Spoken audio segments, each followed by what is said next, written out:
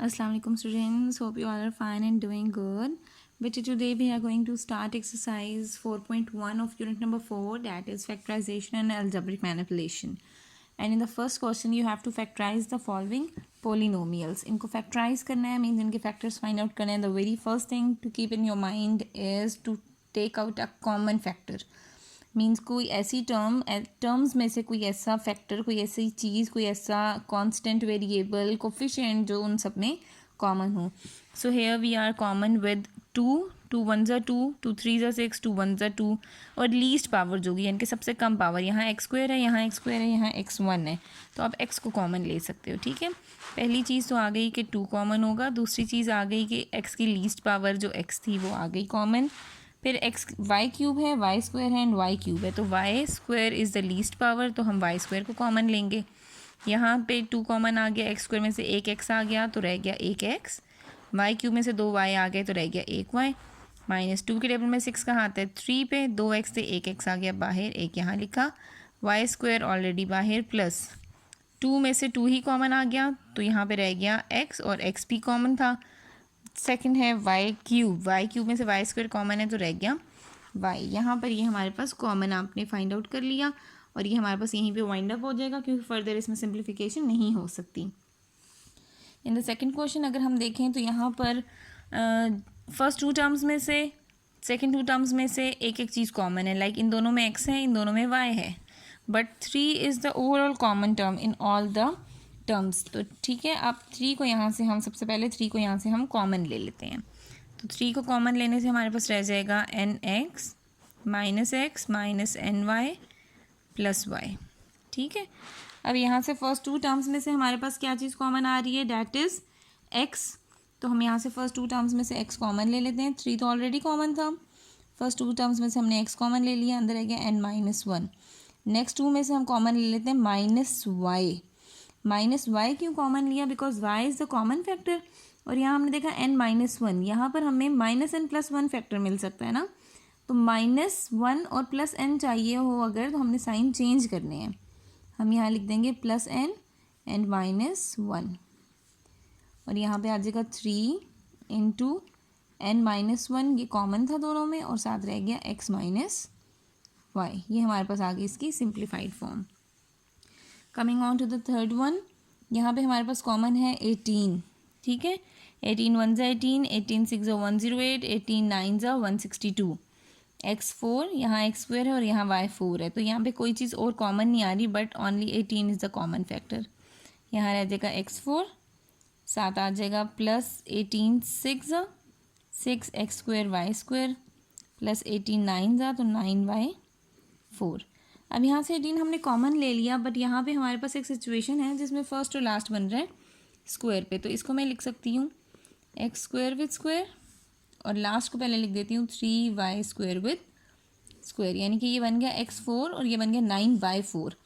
अब यहाँ पर हमारे पास कौन सी आइडेंटिटी बन रही है जिसकी फर्स्ट टर्म में और लास्ट टर्म में a स्क्वायर और b स्क्वायर आ जाए. ठीक है, और साथ हमारे पास या +2ab हो सकता है या हमारे पास क्या हो सकता है -2ab, और वो किसके इक्वल है? अगर +2ab है तो a + b होल स्क्वायर और अगर -2ab है तो a - b होल स्क्वायर. ठीक है, तो यहाँ पे प्लस था, हम प्लस लगाएंगे 2 फॉर्मूले का. a की जगह पर एक्स स्क्वायर, b की जगह पर 3y स्क्वायर, तो 2 3 6 एक्स स्क्वायर वाई स्क्वायर. हमारी आइडेंटिटी कंप्लीट होगी. Like a square + 2ab + b square वो किसके इक्वल है? a + b whole square. a की जगह पर एक्स स्क्वायर और b की जगह पर 3y square. This is your answer. ठीक है, moving on to the next question. k + 2 whole square -8 k + 2 + 16. तो ऑलरेडी फर्स्ट टर्म हमारे पास यहाँ स्क्वायर ही बनी हुई है. लाइक k + 2 का होल स्क्वायर है और लास्ट टर्म 4 का ही स्क्वायर बनी हुई है, डैट इज़ 16. ठीक है, तो अब माइनस है, हमने -2 वाला फॉर्मूला लगा दिया. ठीक है, -2 a की जगह पर आ गया k + 2, b की जगह पर आ गया 4. चेक कर लेते हैं कि अबव स्टेटमेंट को सेटिस्फाई करिए या नहीं. ये तो ऑलरेडी स्क्वायर था, 4 का स्क्वायर 16 था, 2 4 8 और k + 2 ये आ गया. अब a square -2ab + b square ये किसके इक्वल है? a - b का होल स्क्वायर. ठीक है, ये हमारे पास आ गया a ए की जगह पर k+2, बी की जगह पर 4, दरमियान में फॉर्मूले का माइनस और whole square. This is your required answer. No moving on to the fifth question. यहाँ पर हमारे पास अब 4 टर्म्स आ गई हैं, ठीक है। तो इनको हम सिंप्लीफाई कैसे कर सकते हैं, उसके लिए हमें अपनी आइडेंटिटीज़ को चेक करना है। आइडेंटिटी जो अभी हमने पढ़ चुके हैं, हम उसी को एक दफ़ा चेक कर लेते हैं। वो थी a² + 2ab + b², वो है हमारे पास a + b होल स्क्वायर के इक्वल। दूसरी आइडेंटिटी है a² - 2ab + b², और वो है हमारे पास a - b होल स्क्वायर के इक्वल, ठीक है। अब यहाँ पे हम देखते हैं कि यहाँ पे स्क्वायर वाली ये टर्म है, स्क्वायर वाली ये टर्म है, स्क्वायर वाली ये टर्म है, ये किसी का स्क्वायर नहीं बन रही। सो ऑब्वियसली इनमें से कोई से 2 फैक्टर्स ऐसे हैं जिनका हाफ यानी कि जिनके स्क्वायर रूट आप फाइंड आउट करो, मल्टीप्लाई कराओ और 2 से मल्टीप्लाई कराओ तो 12 कंप्लीट हो जाए। तो व्हाट आई फाइंड आउट कि अगर 9x 4 और 12x को साथ लिखा जाए तो एक सिचुएशन बनेगी, और -169y² को मैंने सेपरेट कर दिया। ये बन गया मेरे पास 3x² विद स्क्वायर + 2²।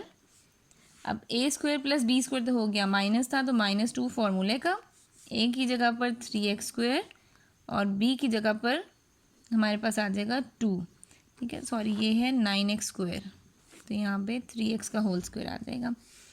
अब यहाँ आ गया -169y² यानी कि 13y का होल स्क्वायर। ये तीनों टर्म्स मिलकर क्या बन गई, एक टर्म है उसका स्क्वायर 9x² हो गया, 2 का स्क्वायर 4, 2 3 6, 6 2 12, और 7 सॉरी ये x ही है, 2 3 6, 6 2 12 और 7x आ गया। a² + b² -2ab, तो a - b का होल स्क्वायर -3y का होल स्क्वायर। अब ये सिचुएशन है a² - b², यानी कि 2 टर्म्स हैं, दोनों का स्क्वायर है और वो माइनस हो रही हैं। वो आइडेंटिटी है हमारे पास a + b and a - b के इक्वल। इसको हम लिख देते हैं a की जगह पर 3x - 2, एक दफ़ा 3y को प्लस करके लिख देंगे और एक दफ़ा 3y को माइनस करके लिख देंगे, ठीक है। This is your required answer. In the sixth one हमारे पास अब यहाँ सिचुएशन है कि x² - 1 इस टर्म के साथ भी है और इस टर्म के साथ भी है, 2 टर्म्स है ना, इसमें x² - 1 कॉमन है, तो सबसे पहले मैंने x² - 1 को कॉमन लिख दिया। यहाँ रह गया y + 1, ठीक है, और माइनस का साइन, और यहाँ रह गया y + 3, ठीक है। अब बाहर माइनस का साइन हो तो अंदर वाले साइन हमने क्या करने होते हैं, चेंज। y + 1 -y - 3, +y और -y कैंसिल हो गया, we are left with x² - 1 + 1 × -3 - 2, तो हम लिख देंगे -2 × x² - 1। In the seventh part again we are having situation like question number 5। तो यहाँ पे 2 टर्म्स जिनका स्क्वायर बन रहा है और उन्हीं को आप अगर कंप्लीट कराओ तो हमारे पास थर्ड टर्म बनेगी। अब यहाँ देखें, यहाँ x है, यहाँ ax है, यहाँ a है और यहाँ b है। कौन सी ऐसी 3 टर्म्स हैं जिनमें सिचुएशंस कुछ सिमिलैरिटीज़ हैं। हम कहते हैं ना 2ab, यानी कि जिसमें a भी होती है जिसमें b भी होती है। ये x है और ये a है, but 6 is the term which is having both a and x। तो हमने इन तीनों को कंबाइन करना है, और इनको कंबाइन कैसे करेंगे, फर्स्ट का होल स्क्वायर आ गया, -2 फॉर्मूले का, फर्स्ट टर्म आ गई x, सेकेंड टर्म क्या होगी यहाँ से फाइंड आउट करते हैं, और 9a² को ले हम लिख सकते हैं 3a का होल स्क्वायर, ठीक है। -16b² को मैं लिख देती हूँ 4b का होल स्क्वायर। 2 a की जगह पर x, b की जगह पर 3a। चेक कर लेते हैं, x का square x², 2 3 6, a × x ax, 3 का स्क्वायर 9 × a² a का whole square, a² - 2ab + b², a - b का होल स्क्वायर -4b का होल स्क्वायर। वही दोबारा से आइडेंटिटी आ गई, 2 टर्म्स हैं, स्क्वायर है, दरमियान में माइनस है, a² - b²। क्या करना होता है, आपने a फर्स्ट टर्म लिखा प्लस आपने सेकंड टर्म को इसमें ऐड कर दिया, फिर आपने फर्स्ट टर्म लिखी और इसमें से आपने सेकंड टर्म को सबट्रैक्ट करा दिया। This is your required answer. Now we are having question number 8। In this question we are having another kind of situation जहाँ पे x भी है, x का स्क्वायर और y का स्क्वायर, ये तो चीज़ें कॉमन हो गई ना, साथ आगे -2xy। तो ऑब्वियसली ये वाली वो टर्म है जो इन दोनों को कंबाइन करिए, आपने इन तीनों का पेयर अप करना है। 1 को मैं लिख सकती हूँ 1 का स्क्वायर, और इन तीनों में कॉमन है y, मैंने माइनस कॉमन है ना, तो मैंने इन तीनों में से माइनस को कॉमन ले लिया। यहाँ पर साइन चेंज कर देते हैं, X square plus 2xy plus Y square, ठीक है। ये आ गया 1 का स्क्वायर। माइनस कॉमन लेने का मतलब है अंदर सबके साइन आपने चेंज करने थे, मैंने सबके साइन चेंज कर दिए। यहाँ आ गया हमारे पास A square plus B square plus 2ab, simply वो किसके इक्वल आ गया, ए प्लस बी का होल स्क्वायर। अब यहाँ है हमारे पास A square minus B square, और इसको कैसे लिख सकते हैं, 1 प्लस एक्स प्लस वाई। एक दफ़ा दोनों को ऐड करना है और एक दफ़ा दोनों को हमने 1 माइनस एक्स प्लस वाई करना है, ठीक है। ये बन गया हमारे पास 1 प्लस एक्स प्लस वाई, और दूसरा फैक्टर हो गया 1 minus X minus Y. This is your required answer. Okay students, now in question number 9 we are given with find a polynomial whose factorization x plus y minus 2c x plus 2c plus y by using an appropriate formula। आपने कोई appropriate formula apply करना है और बताना है कि ये जो फैक्टराइजेशन है इसका एक्चुअल पोलिनोमियल क्या था, ठीक है। तो हम इसका एक्चुअल पोलिनोमियल कैसे बता सकते हैं, उन्होंने क्या प्रोडक्ट ये है। तो प्रोडक्ट को अगर हम थोड़ा सा ऑब्जर्व करें तो हमें नज़र आ रहा है कि यहाँ पे कुछ नहीं, सारी टर्म सिमिलर हैं। जो डिफरेंस है वो क्या है, यहाँ -2c है, यहाँ पे +2c है। तो क्यों ना मैं इसको ऐसे लिखूँ, x plus Y -2c x plus Y plus 2c, ठीक है। उन्होंने क्या अप्रोप्रिएट फार्मूला अप्लाई करो, तो फार्मूला क्या बन गया, आइडेंटिटी बन गई ना। एक टर्म है माइनस एक और टर्म है, एक टर्म है प्लस एक और टर्म है, यानी कि a minus B and a plus B. तो a minus B A plus B किसके इक्वल है, A square minus B square के इक्वल है, ठीक है।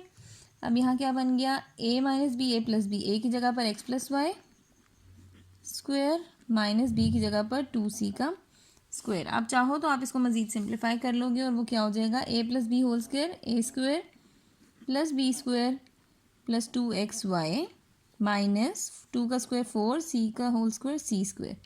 ये हमारे पास इसका आंसर हो जाएगा। Now we have question number 10. In question number 10 you have to show the expression this as a difference of two squares, यानी कि difference of two square। ऐसे सिचुएशन पे आपने इसका आंसर फाइंड आउट करना है जहाँ पे दो स्क्वायर्स हों और दरमियान में माइनस का साइन हो। तो हम यहाँ पे भी सिचुएशन को चेक कर लेते हैं कि हमारे पास उन्होंने कहा है कि एक्सप्रेशन फाइंड आउट करना है फ्रॉम द गिवन सिचुएशन, ठीक है। हमारे पास एक्सप्रेशन क्या है, X square plus 4y square minus G square plus 4xy। जब भी हमारे पास 4 टर्म्स होती है ना, तो जो पहली चीज़ क्लिक करती है वो ये कि 3 टर्म्स मिलके कोई एक आइडेंटिटी बनाती हैं, ठीक है।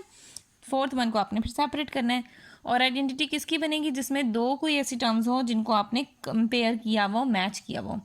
यहाँ पे है एक्स और वाई, सो ऑब्वियसली एक्स और वाई वाली टर्म्स जो हैं वो मिलकर इसके साथ यूटिलाइज होंगी और एक आइडेंटिटी बनाएंगी। मैं यहाँ लिख देती हूँ x square plus 4y square plus 4xy, इनको मैंने एक साथ किया, माइनस जी स्क्वायर को मैंने अलग कर दिया, और ये क्या बन गया, एक्स का स्क्वायर प्लस 2y का square A square plus B square plus 2 फॉर्मूले का, ए की जगह पर x और b की जगह पर 2y, ठीक है, माइनस जी स्क्वायर। और ये क्या बन गया, A square plus B square plus 2ab, A plus B का whole square minus G square. उन्होंने कहा था कि सिचुएशन वहाँ पे ड्रॉप करनी है as the difference of two squares, difference of two squares. आपने इसी तरह से इसको प्रूव कर दिया, जो रिक्वायर्ड था वो हमारे पास आंसर इसका आ चुके हैं। Now in question number 11 you have to find the missing factor. आपको इसका मिसिंग फैक्टर कैलकुलेट करना है कि इसका मिसिंग फैक्टर क्या हो सकता है।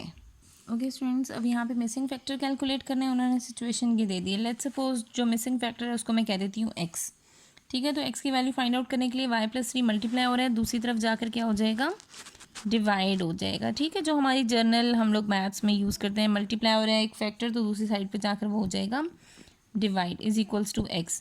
अब ये डिवाइड हो रहा है तो हम इसको डिवीजन पर ले जाते हैं, 2y square minus 3y minus 27 divided by y plus 3। अब डिवीजन तो आप लोगों को नो हाउ है कि डिवीजन हमने कैसे करनी होती है। हमने फर्स्ट टर्म को यहाँ से देखना है और यहाँ से फर्स्ट टर्म को देखना है। y को हम 2y स्क्वायर कैसे बनाएंगे, मीन सबसे पहली चीज़ जो रिक्वायर है डैट इज़ 2। यहाँ पे 2 चाहिए, यहाँ सिर्फ y है, एक y है, बाकी कंप्लीट करना है।